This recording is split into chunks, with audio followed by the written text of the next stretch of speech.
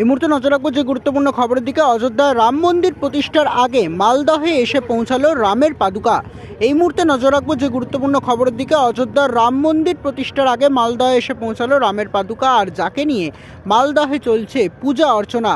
এদিন মালদহের শহরে এক বেসরকারি প্রতিষ্ঠানে জাঁকজমকপূর্ণভাবে কাঁসর ঘণ্টার শব্দে পূজা অর্চনা চলে। উল্লেখ্য, নতুন বছরের জানুয়ারির 22 তারিখে রয়েছে অযোধ্যার রাম মন্দিরের উদ্বোধন। সেই উপলক্ষে দেশের বিভিন্ন জায়গায় রামের পূজা অর্চনা চলছে। সেই মতো পশ্চিমবঙ্গ তার বিভিন্ন জেলায় জেলায় রাম পাদুকা নিয়ে যাওয়া হচ্ছে। সেই মতো শুক্রবার মালদহে নিয়ে আসা হয় রামের পাদুকা। মালদহের ইংরেজবাজার শহরের পুরাটুলি পাকুড়তলা মোড় এলাকায় রামের পাদুকা নিয়ে আসা হয়। এরপর সেখান থেকে মালদহের বেসরকারি হোটেলে রাখা হয় সেই রামের পাদুকাকে। সেখানেই পুজো করা হয় রামের পাদুকাতে। এদিনের অনুষ্ঠানে উপস্থিত ছিলেন সনাতনী সমস্ত সংগঠন।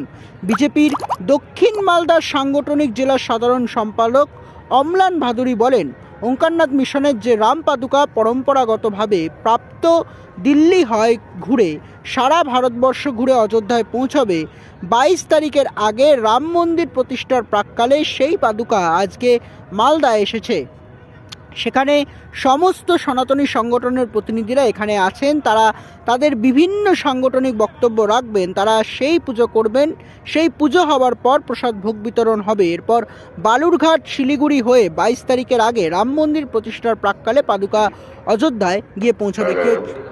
ওঙ্কারনাথ মিশনের যে রামচরণ পাদুকা তাদের পরম্পরাগতভাবে প্রাপ্ত সেই পাদুকা দিল্লি হয়ে ঘুরে 30টি সারা ভারতবর্ষে ঘুরে অযোধ্যায় পৌঁছাবে 22 তারিখের আগে রাম মন্দির প্রতিষ্ঠার প্রাক্কালে। সেই পাদুকা আজকে মালদায় এসছে। সেখানে সমস্ত সনাতনী সংগঠনের রিপ্রেজেন্টেশনরা এখানে আছেন। তারা তাদের বিভিন্ন সাংগঠনিক বক্তব্য রাখবেন। তারা এখানে সেই পূজন করবেন এবং সেই পূজন হওয়ার পর এখানে প্রসাদ ভোগ বিতরণ হবে।